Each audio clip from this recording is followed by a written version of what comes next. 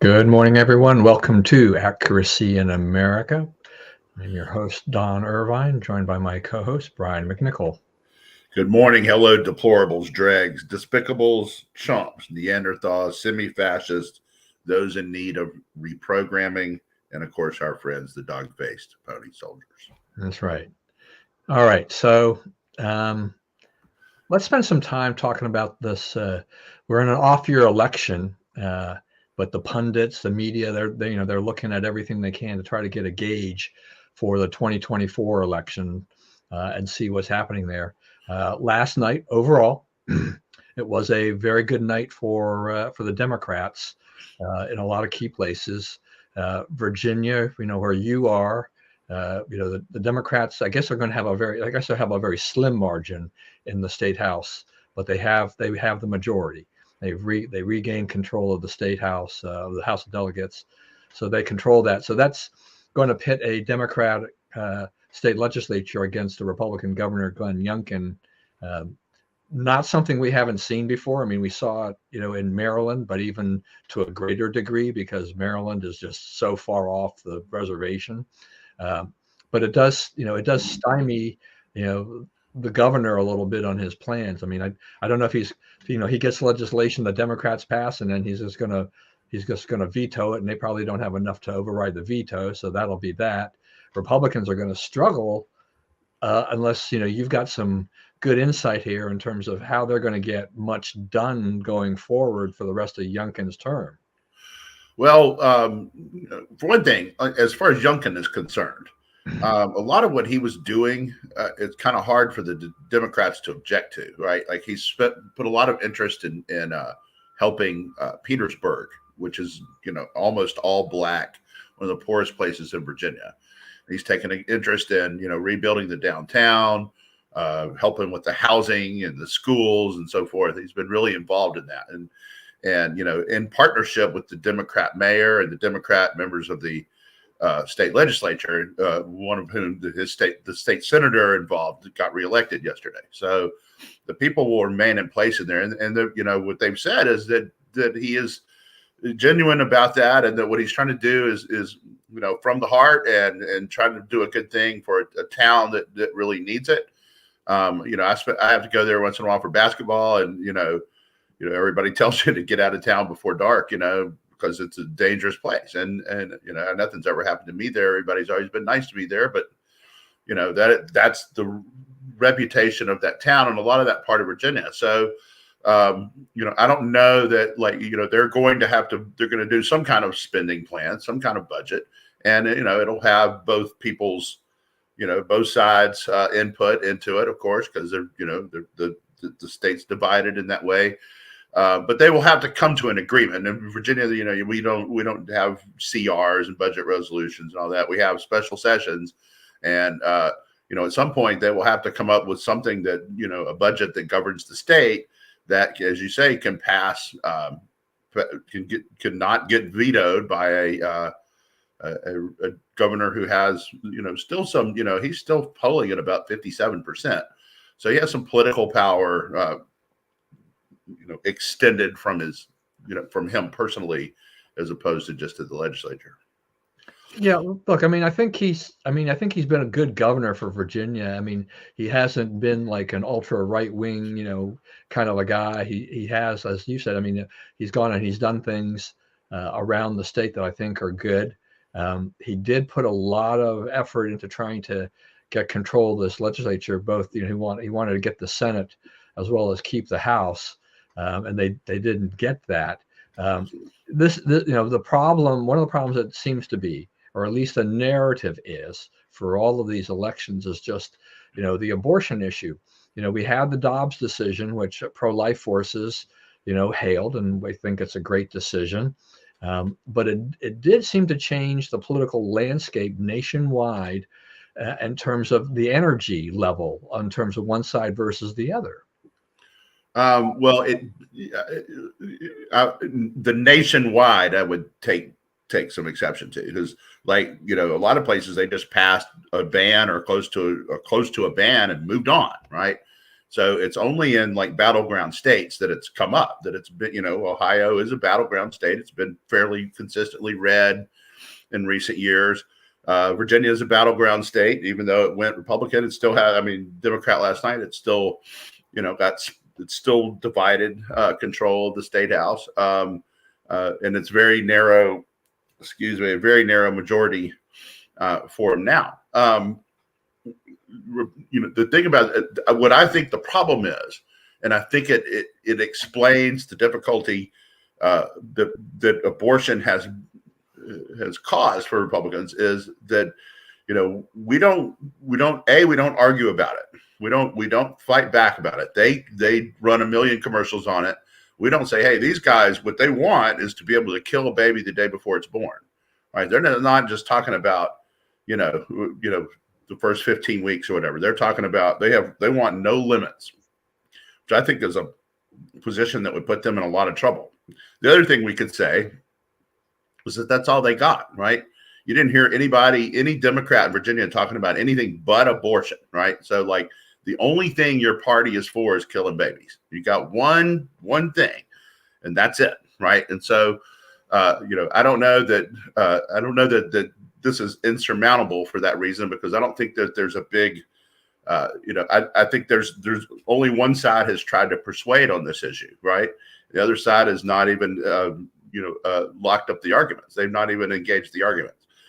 We are, I should say, Republicans are badly outfunded. They were outfunded in Virginia. They were outfunded in Ohio, like 3 or 4 to 1. The spending on the ballot measure there.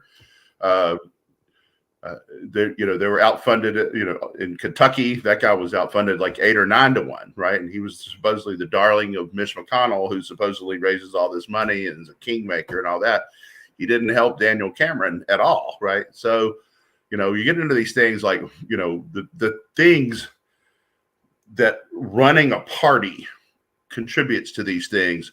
We're failing at every time. We're not organized. Like I heard a little bit from the guy who's the Republican running for state senator in my district, right? My district is 70 to 30, 69, 31, 71, 29 Democrat, right? That's the percentage almost every election that comes from here, that involves voters in my part of the world, is right around 70-30 Democrat. So if you're going to win in that climate, you have to be in my email box every day. You have to be on my text every day. You have to have a message that goes beyond, we're not them, right? You have to take on this abortion argument, right? Actually, you talk about it. You say what you're trying to get out of it, right?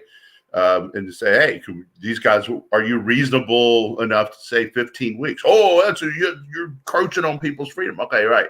These guys want to kill babies up to the day of birth. Oh, we don't want either. Yeah, you do. Here's Kathy Tran's video, but you have to have the money and the wherewithal to sustain that, to say that every day, because they're saying the opposite every day. So, a lot of this is just straight up persuasion, and the Democrats are doing it and spending the money on it and walking the precincts and knocking doors, and the Republicans are not. They're getting outworked every cycle. So, people talk about Scott Pressler or whatever, but, I think, the thing that ought to come out of last night is, let's make a change at RNC.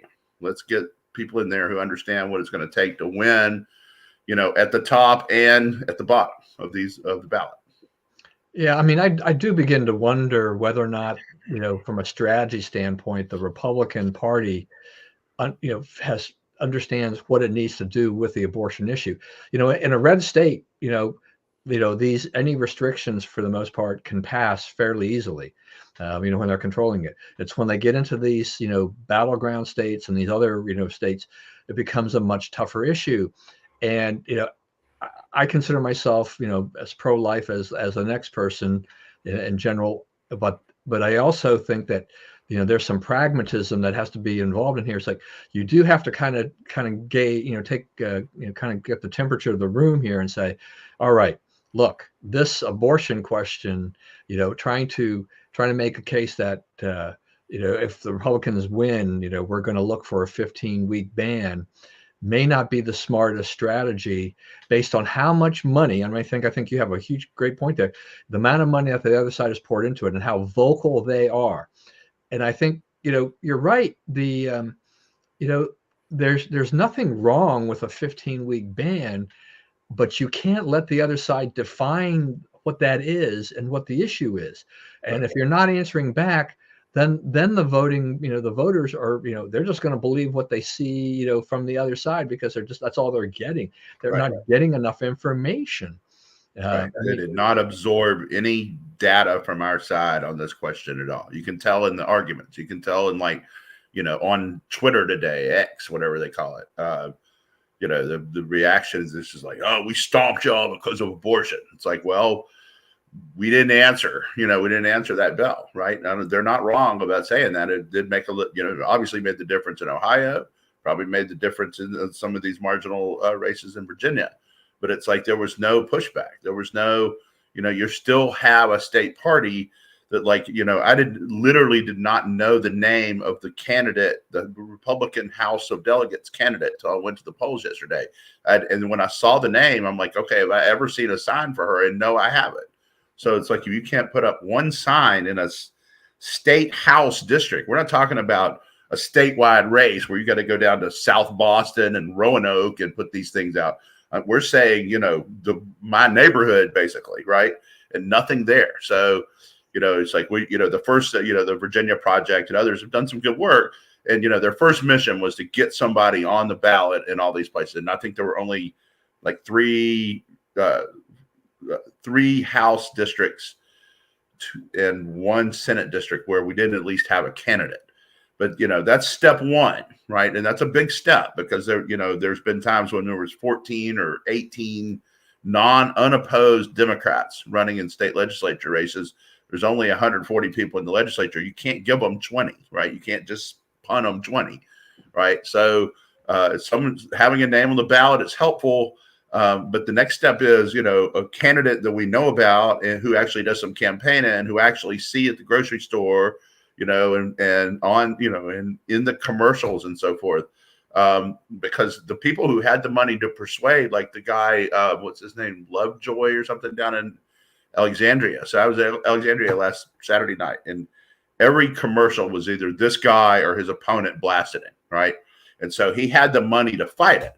And he won in a really liberal district, a Republican, yesterday. Another Republican won the Commonwealth Attorney of Loudoun County, the lady, one woman, Beaverage, who has been a big problem, big progressive, let everybody out of jail, Soros-funded prosecutor, lost in Loudoun County last night. So, there were some bright spots in it, and where the people campaigned and where they had a message that voters could understand, they had some success. Yeah, I mean, at least I'm gonna, at least with Virginia, your guys tried to fill, the slots and succeeded for the most part. But as you said, it's step one. Having been a former candidate running in Maryland, when the Maryland elections come up every 4 years, we do punt a lot of the Senate and House seats to the Democrats. They can't find enough people to run. And then the second part of the problem there is that, so you put them in there, but you've got a bunch of inexperienced people, who've never run for office. I never ran for office before. And there's no resources of any kind, to help us. How do we raise money? How do we do this and that? There's nothing there. So it's kind of like, well, we have occupied a space on the ballot, which gives some Republicans a chance to go ahead and knock that off and vote for the Republican.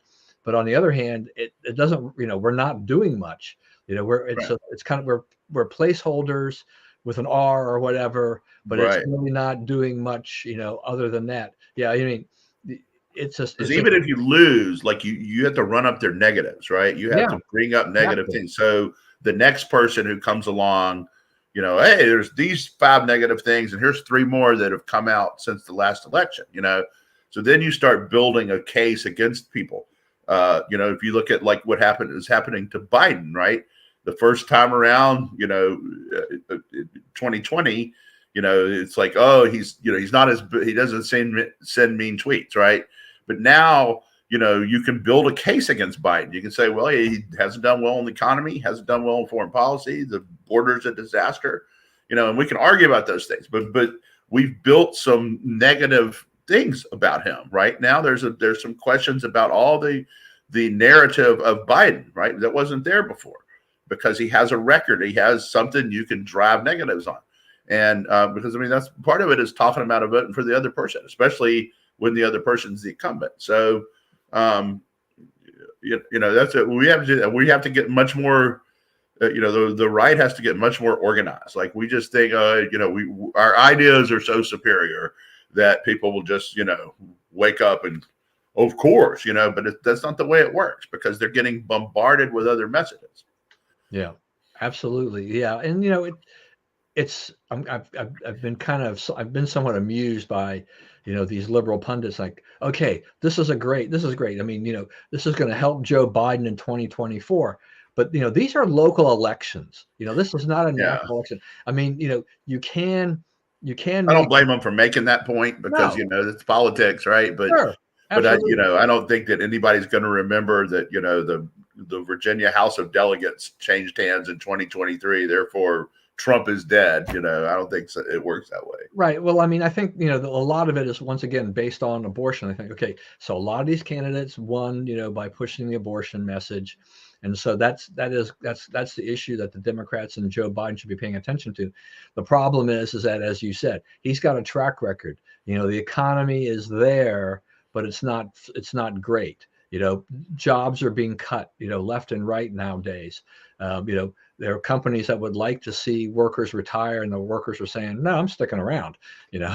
We're not retiring. And in the case of Trump, right, that's right. It's becoming a problem, right? It's another thing about, like, McDonald's, right? It used to be McDonald's was all teenagers, right? There'd be a manager and a bunch of teenagers, right? Then those teenagers go to college, they hire more teenagers, right?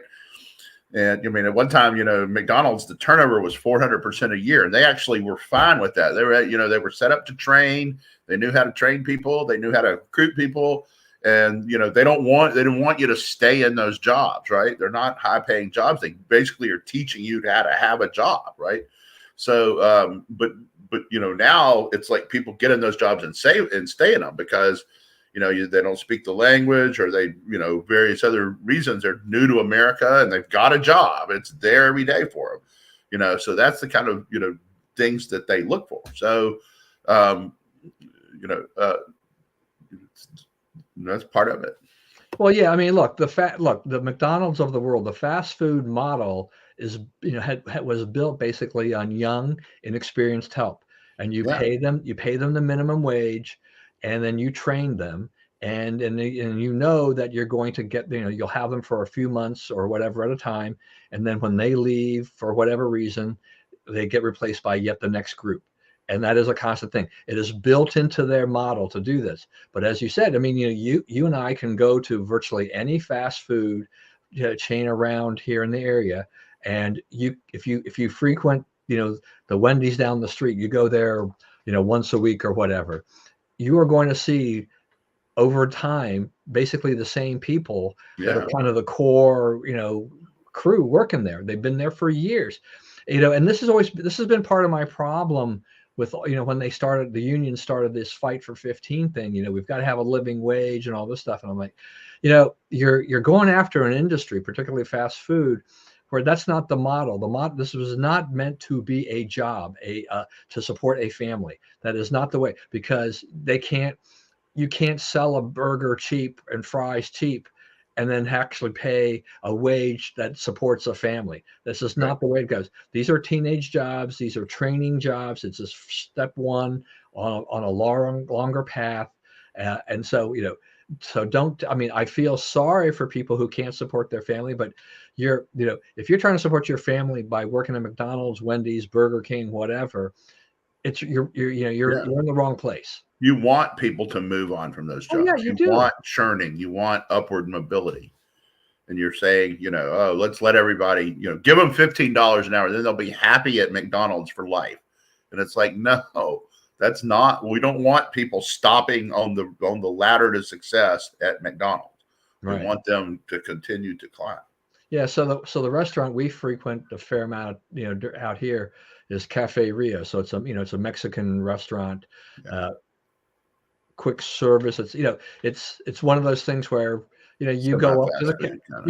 you go up to the counter. It's not quite like the burger joints, but then you decide you order one of whatever 5 or 6 different entrees and whatever else you may want and whatever, and they make it in front of you and whatnot. And when I think about the employees there are a few employees that have been there for a while, like the manager or whatever, and so they may be a little bit older, but not actually. They haven't been, to me, they're not significantly older than a lot of the crew. But we can go there, and we will see turnover.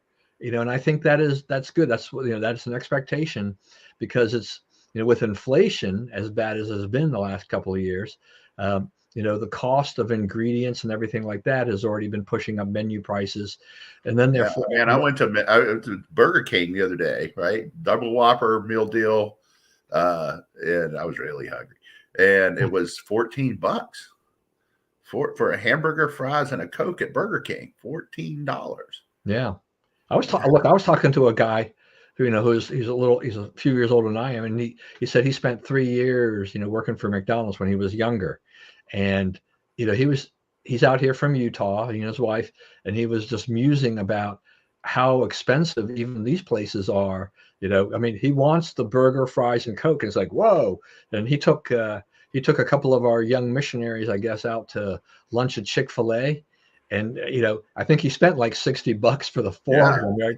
To him man, and his going wife. out to eat is rough. Yeah, right. I've I been mean, telling my kids, are like, let's go out to eat. It's like, okay, so I've been saying, here's the bill, right? This is what this costs today, because they're like, wow, it's like $20 a person. I'm like, yeah, it's more at most places.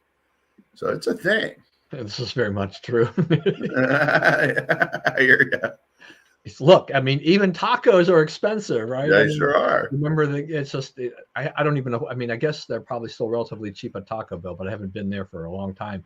But I just I feel for these business owners, the franchise owners of these restaurants. They're trying to maintain their client base, their customer base, but they're also faced with that with ingredient costs, and then they're having to pay higher wages to meet demand, to find people to fill a position. And yeah, so, you know, I keep telling people, I said, okay, a few years ago, we could go to Cafe Rio on Tuesday when they would run the special, and you could get an entree, a burrito entree, or I guess maybe a salad or whatever for $5.99 on Tuesdays. So they marked it down like $3.50. Pretty good deal. Yeah. That then jumped to like $6.99 and $7.99, and then the whole thing went away. And you're now at like, I think it's like 12.59. It's between 12.50 and 13.50 now for that same burrito. Now realizing that the regular price was about $8 or $9, but still, if you're going from 9 to 13 or whatever, it's still like 30-40%. It's Yeah. like, that's a big increase, and people are starting to realize, like, whoa, this is starting to hit me, because my dollar does not go as far. So Yeah, and I love other people like, Paul Krugman, right? It's like, why don't people realize how good the economy is?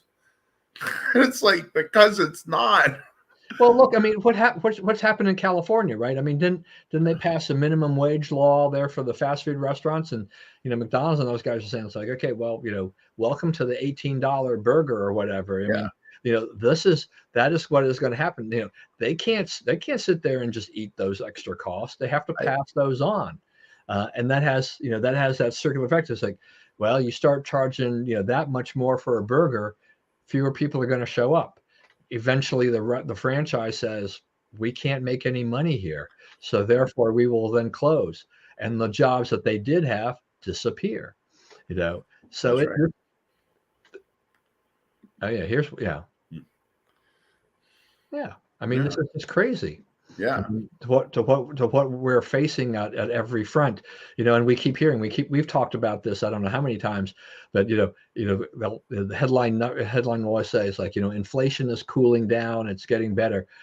Well, just as I said, let's compare the price of some of the basic basket of goods from 3 years ago to today. Right. The rate of inflation is slowing, but inflation is still there, and we're all paying a heck of a lot more Right. for bread, eggs, milk, all those basics. Gas prices are down a little bit, but how much more is it than when Biden took office? Still, Right. what, maybe double or thereabouts? Yeah, it's almost double. So And it's like, and grocery prices, I think, are up cumulatively almost 30% yeah. since he took office. So What? yeah, it's only going up 3.5 more percent. Also, 3.5% inflation. They keep comparing this to the rest of the world where there's massive public investment and everything. So the monetary policy is a much bigger problem than Republicans will allow it to become here. But 3.5% is still 2.5 times what it was when Trump left office, right? I mean, it's more than double what it was when Trump left office, even after it being reduced and improved and all this stuff, right? You've lost wages, and it's terrible. Right, and I'm not going to say that electing Donald Trump for a second term in 2024 will magically solve the inflation problem. There's a lot of factors in there, but I think I'd be willing to give that a try, given right. the No, I think record of the folks in charge. right. I mean, I think they will be, and I would hope that on a second go round, Trump will be a little bit more conscious of spending after watching what the Biden administration has done on spending and what a deleterious effect it has had on the economy and how much it affects inflation and everything like that. So, there's a lot of things. And that is, I think, it's the economy, it's the pocketbook. Do you have a job? Can you keep your head above water? Those kinds of things, I think, can still play a big part in the 2024 election. Abortion may be out there, but you mentioned the border issue. There are lots of issues out there, and Biden is not polling well. Right, and Trump is not as vulnerable on the abortion because it's like nailing Jello to the wall. He says whatever you need to hear at that time. That's Trump. Okay, Yeah. That's Trump, and that's who he's been. That's who he always will be on that. But that's why I think that I like you said, understandably, go ahead and cheer for the Democrats about the elections last night in general. You got that. The Texas, the Kentucky thing. I don't know that Cameron really, because it was outfunded and all these other things, whether or not he stood a really legitimate chance of doing it. But they're term limited to 2 terms, I believe, right, in Kentucky. Right. So this is it. So the seat's an open seat, in 4 years. So maybe then, this is a plan. But the Republicans, and there were 3 statewide elections there, by the way, and Republicans rolled in the other 2. The only of those 3 they lost was the governor. So does the lieutenant governor run separately as well there? No, he runs as a ticket. It's attorney general. Okay. And what's the other one? Would it be like a secretary of state or something like that, or something like that? Yeah. So that's good. Kentucky, in 4 years they should have a Republican governor again. Right. I think that's it. Bashir, his dad was a popular governor. He can play the name thing. It works.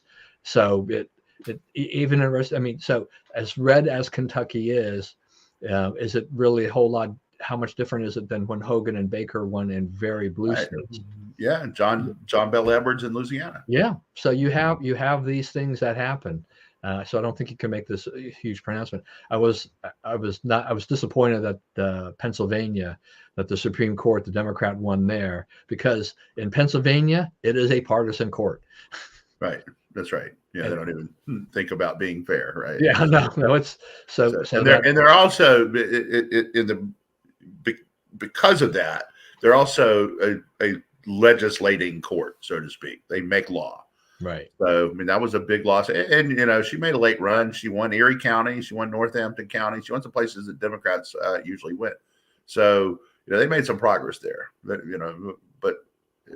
the other thing is, someone pointed out, like, when Pennsylvania went to mail-in ballots, it suddenly became a lot more Democrat. Just saying. Yeah. Yeah. Look, and plus we had that whole thing. What was it in Bridgeport, Connecticut, with the whole voter fraud and things like that? Right. So two Democrats running against each other, it accused each other of ballot box fraud, stuff in the ballot boxes, right? The unmanned ballot boxes, right? And I guess one of them did it worse or didn't get away with it as well as the other one, so they're going to have a redo of that election. Yeah. But I mean, you can't, somebody's got to be there to take your ballot. I'm sorry, we're past the age where the day when you can trust people to, treat unmanned ballot boxes fairly. Yeah, I mean, the thing is that we're talking about Democrats, right? Yeah, On this whole issue. I mean, they think like the righteousness of their cause justifies whatever they do to get into office, right? They don't, you catch them cheating, they don't feel any dishonor about the cheating, right? They don't even deny it because they, just, hey, we're trying to win. Yeah, so I hear liberals are like, okay, so the judge ruled that there was voter fraud, and they're going to have to redo, but voter fraud is extremely rare. Yeah, they always have to throw that in. It's like it's only on elections. All through July, you don't hear anything about it. November, with a little uptick. Yeah, and there was, what was it? Was it in Kentucky too that the voters got like a nice tax rebate like a week or so before the election?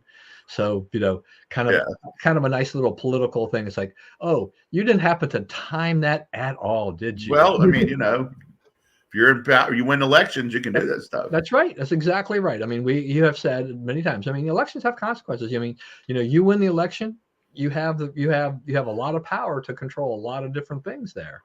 So, it's like your state, like gerrymandering is legal there. There's no law against it. So you win the election, you're going to gerrymander it.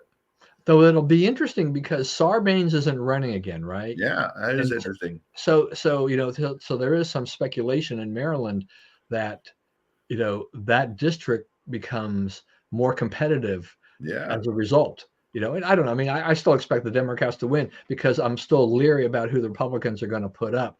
I mean, we have my friends who they do it under the auspices kind of. It didn't start this way, but they're doing it now, kind of the Republican Party in Maryland, and so they have a Wednesday night thing they call Direct Line, and they do about 45 minutes interview with usually some politician, but if not, they find someone else of interest.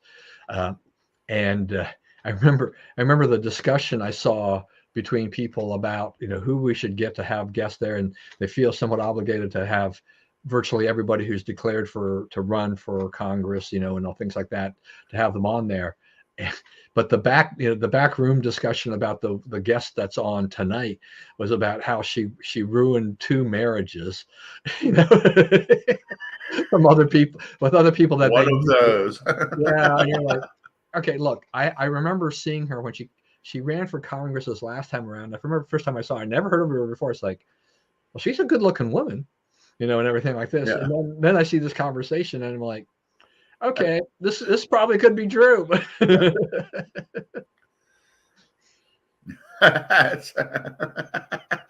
Not untrue.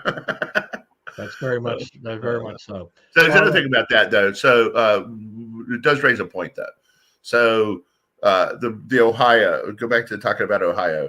That was a initiative. We need to think about like how much of this we want to run the country by initiatives and referendums, right? I mean, that's not. I mean, we're a Republican form of government. We're not really a democracy, and the reason for that is, the whole, it's a cooling saucer, as it says in the Federalist Papers, right? So, and it's not just the Senate that's a cooling saucer; it's the House too, and it's, the whole idea that like people who are substantial members of our community win these elections and have supposedly, in theory, a little better, insight into like what would make good, effective public policy. Instead, we're saying, just rabble, sign up and do it, and whoever spends the most money wins. And so there are consequences to that. And one of them is, is going to be felt by a bunch of unborn babies in Ohio, unfortunately. Yeah. And the thing is that so I get a daily, I get several different versions of this, but Bloomberg News podcast, basically around Bloomberg business stuff, because I like to hear about the business aspect of things. And so they report on the news, and they reported on the whole thing in Ohio. But they said, for transparency purposes, we want to let you know that Michael R. Bloomberg, the founder of Bloomberg, he donated $1 million to the pro campaign, right? So to codify that, so this is where I don't have as big a problem with, say, a grassroots initiative to get things in, because Montgomery County, the famous, infamous Robin Ficker, he's used that to try to get, so we can get some term limits for the county council, some good things in there, but it's extremely hard because they keep raising the bar in terms of how many signatures you need and things like this. But, it didn't really occur to me until they said this thing about Bloomberg. I'm thinking like, this is an Ohio thing, but which is supposed to be for Ohio voters and they can decide, but you have all the outside money. Right. So this is no longer just about Ohio. This is everybody throwing in. So that kind of bothers me, with that. I mean, what is that telling us? It's just that Bloomberg put $1 million into this thing and helped make sure it was going to get pushed over the finish line. Right. So that which is an unfortunate thing, and millions will suffer as a result of that. And Ohio is being governed by Mike Bloomberg, right? So that's right. No one elected that. Right.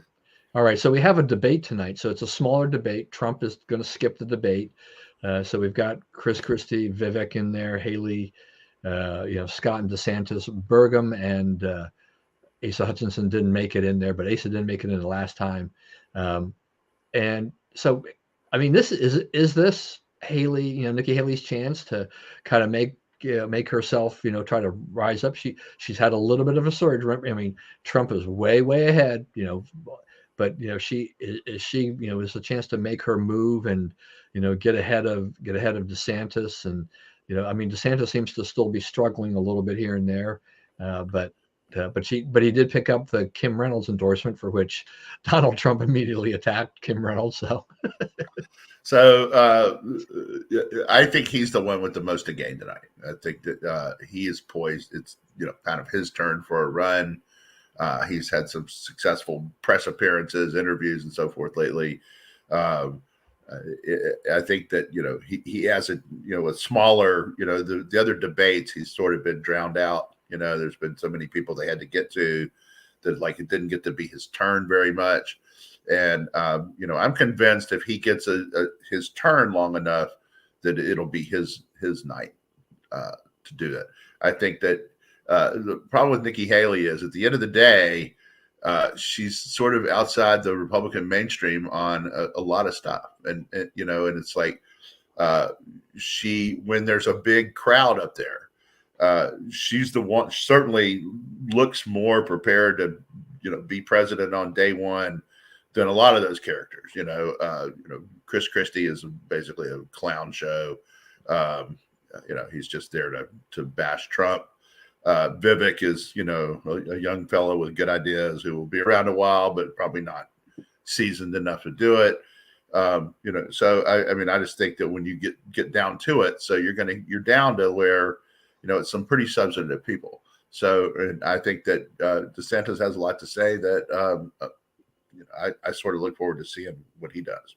Yeah, I mean, and I think with 5, I mean, people won't be able to complain that they didn't get a shot at this. So then, it's one thing of to have 5 versus if you have 7, 8, 9, 10, 12. I mean, we've had some pretty big debates in the past in history with Republican primaries, the presidential candidates.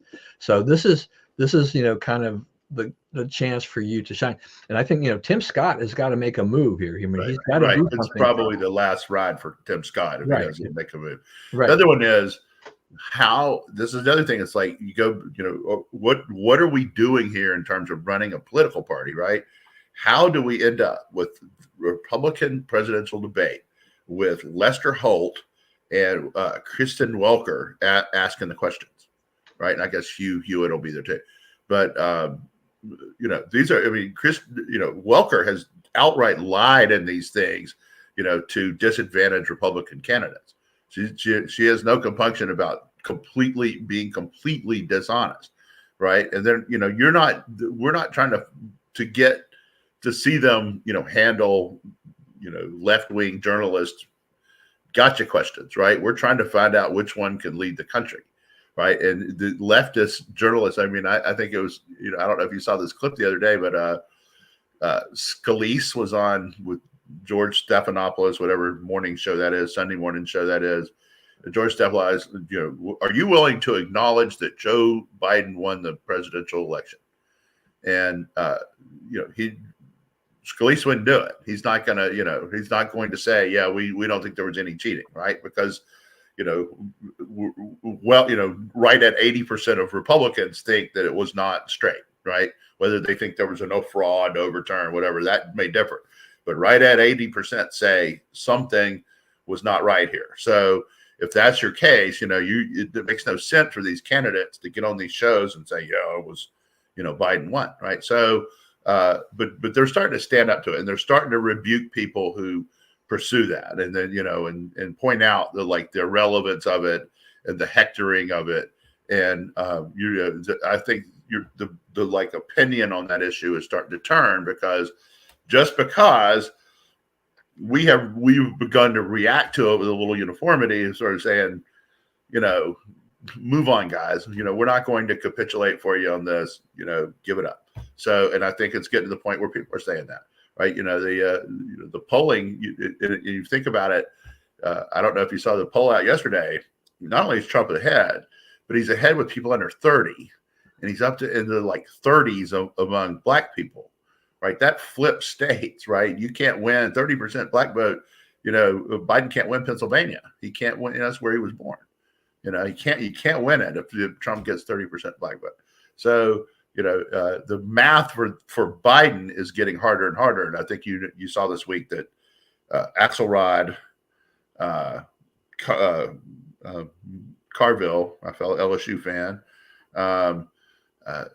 the Billy Crystal, and today I think the St. Louis newspaper came out and said, which is owned by the Pulitzer, said Joe needs to step aside because he can't win. So, they have some problems over there dealing with that.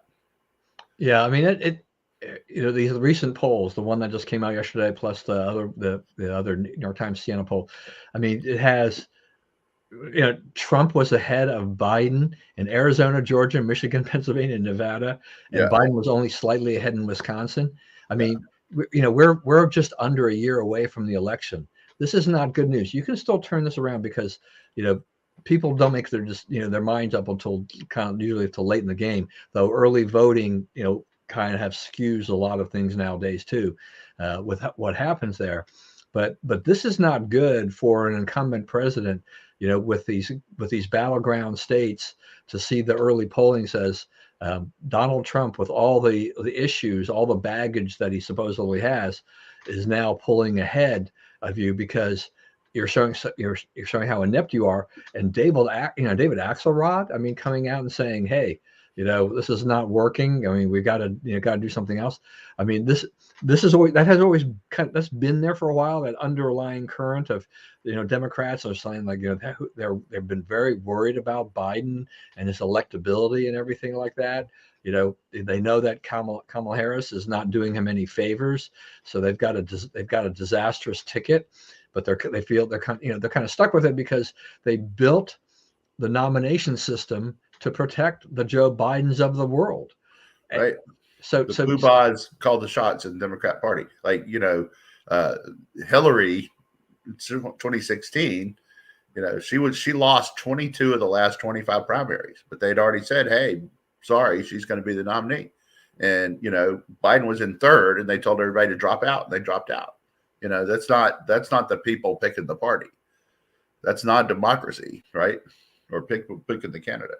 Well, yeah, I mean, that's the thing that, I mean, as we watch these last election cycles, it's just that, you could have a challenge, you could have two people running, but because of the way the super delegates were allotted and everything like this, it made it virtually impossible for someone to challenge, the selected, the anointed candidate to get past that, because, the power that rested within the party to say, you're the one, and you're going to win. You're going to have to fend off this other person. But in essence, the path is clear.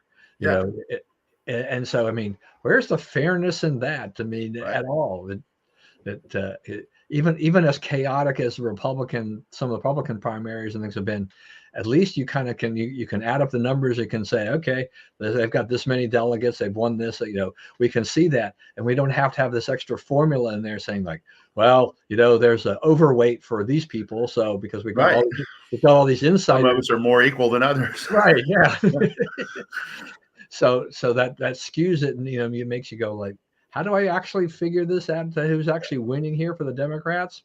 So yeah, it's such a rigged game, and all of this, and But they're in a spot here. I mean, they're behind, and the big objection to Biden at the end of the day is that he's old and not really functioning. Right? That's what their problem is on their side.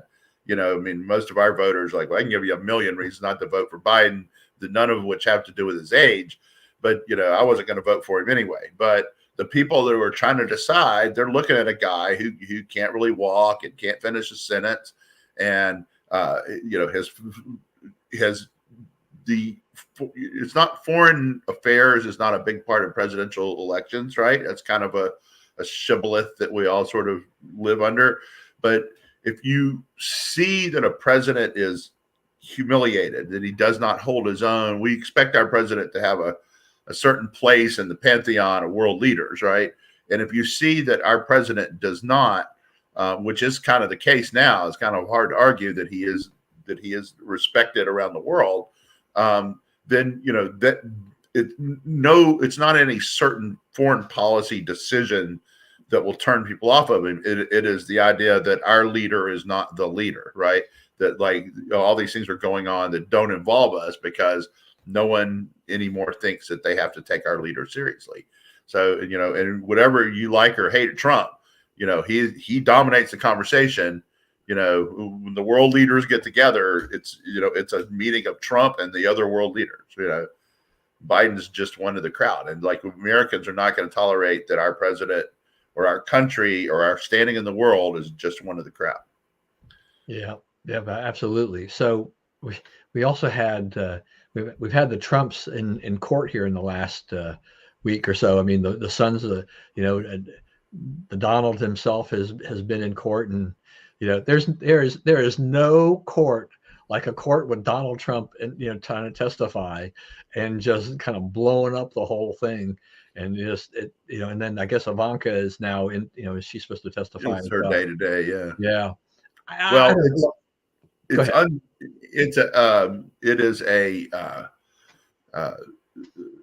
it's a kangaroo court, right? I mean, the woman campaigned for office. I'm going to stick Trump, right?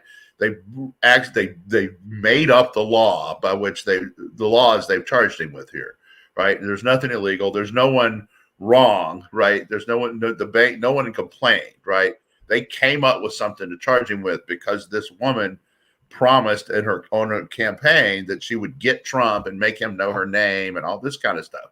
Then you have a judge who's obviously a partisan hack who's, there's video of him, they're in it, like during COVID, they were in a booth basically. And the people would come in before the court, and the judge was in a booth so he wouldn't get infected. And they show this guy, yeah, that's right, Banana Republic. They show this guy drinking 40s, right? He had a big 40. He would take a big swig of beer between cases. This Ingaron or whatever his name is, right? So I mean, this is, and he gave to groups that were, let's get Trump out of office deals. So, if any serious jurist looks at this whole thing, they're going to throw it out. They're going to say this is highly improper behavior for a court to engage in. The question is, will they? And the remedies they're talking about. They're talking about stripping his business licenses, taking his businesses and selling them for bottom dollar, and giving him dispersing his fortune and so forth. I mean, that's not American. We don't do that to our political enemies, right? I mean, we just don't. But the example is Trump has not tried to do it to them. So now I don't know if you saw this. The Washington Post has a story. If Trump gets in, he's promising retribution against not just Democrats, but also like Bill Barr, John Kelly, and Jim Mattis, and all these people. And it's like, So you go looking through this story, and there's not one named source in the story, right? So we know where the story came from. It's a planted story, and it's just that's the kind of stuff they're down to.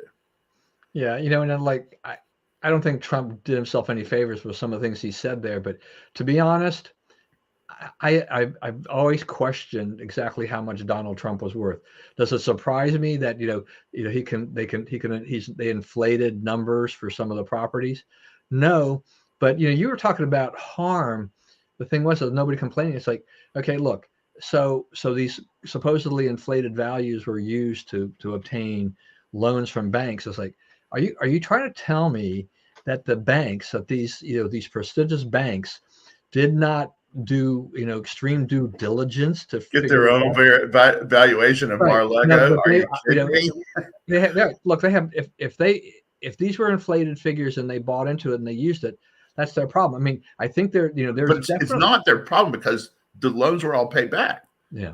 Right. Whatever they did to decide to give him the loan, that's an adequate approach because the loan was paid back and no one complained. Of course, the law, to be clear, the way the law is written, it doesn't require that anybody be wronged. So, it's just something they've cobbled together to get Trump. And I think that you're starting to see, I guess there was some leftist hedge fund guy this week who was out. He's like, I'm looking at this stuff and this is just get Trump. And it's like, you look at what he actually did as president, he wasn't all that bad. And so there's a few of them over there who are starting to wake up. Yeah. I mean, I still, my feeling too has been just that a lot of these banks and things like that, people, those who would loan to Trump. I mean, a large part of it is that they wanted to be part of the Trump business. They wanted it, they wanted to do business with the Trump organization. So, that they made those decisions on their own. Letitia James, I'm going after Trump on this. Yeah, you may learn a few things, but by and large, I think it's a lot of stuff that I kind of always figured out anyway. I mean, just Donald Trump being Donald Trump, and does any of it surprise me? No. Is this going a witch hunt?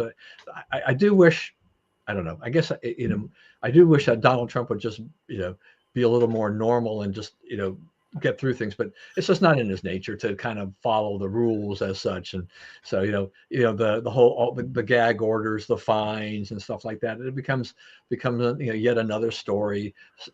Yeah, but here's the thing though. I think in this particular case, it's important that you muck it up because you want to show the world this is a kangaroo court, right? That's his defense. Is like, this was only done to me. This is because they did give whatever value they gave, right? The other thing is the valuations the state has assigned to this are ridiculous too, right? Because they're saying Mar-a-Lago is worth $18 million. Mar-a-Lago, I've been there. That's the nicest house in that neighborhood, and all the other houses in that neighborhood are worth more than $18 million. So, it's just Palm Beach. It's just the way things are down there. So, there's no way that the state's valuation is correct, right? But that's the one they use to determine that he defrauded people or whatever. So it's the whole thing is made up in order to get him. It's there's no wrong. There's nothing that the state of New York needs to be addressing. It's just to get Trump. And I think that the appetite for just get Trump, considering the stuff going on Capitol Hill now, I guess you saw the report yesterday from House Judiciary about the just brazen censorship by the left, of massive amounts of information people need. So, there's a cumulative effect here, and it helps us in the long run. All right. Before we wrap it up, let's just spend a couple of minutes or whatever on Israel and the whole thing going on there, because, once again, we've had these massive protests, these pro-Palestinian protests. We continue to get this left-wing line about, these innocents being killed by Israel and that they have to have a ceasefire. Netanyahu says, no dice until we get the hostages back, which I think is appropriate. Right. It's like, why stop bombarding them if they're holding your hostages? Like, it's like, give us our hostages back, and then we'll think about talking with you on this. And just this, perpetual lie. I mean, I don't know if you saw this thing from Jake Tapper, how Tapper laid out the Hamas, some of their statements, and it's just, if you look at this, it's devastating for Hamas in terms of, how much they're lying and hiding, about this, and just the misinformation coming out of Hamas about what's going on there. Yeah, it's a ton. And you have, like one American network, NBC News, is fully in bed with Hamas. They're totally for Hamas, against Israel. And here's the thing about it. So let's ask these people every time they bring this up about how cruel Israel is. What is your solution? How should this end? Right. And see if any of them gives you a plan that has Israel continuing to exist, because they don't. Right. The aim here is, from the river to the sea. They don't want any Jews between the river and the sea. Right. This is not negotiating. This is not a revolution movement. Give us more freedom. That's not what's going on here. This is, those people are evil and should be killed, and we're going to kill them all and take their country. Right. There's nothing to negotiate with on that. Okay. So if you say, okay, we're not, we're going to move, we, the Palestinian people, are going to move away from that model. We're going to reject Hamas and Hezbollah and Iranian funding and troublemaking, and we're going to live in peace with our neighbors, Israel. Then, a peace could be had today. A lasting, enduring peace could be had today. But that's not what they want, and that's not what they're going to do. So, it's like, they're going to have to go through some things until that, it's like, we need to, we're talking about, Republicans are going to keep running up against the same stuff till they change the leadership. It's the same thing in Hamas. All right. 1 minute to close it off. 1 minute to close it off. Let's see what's on here.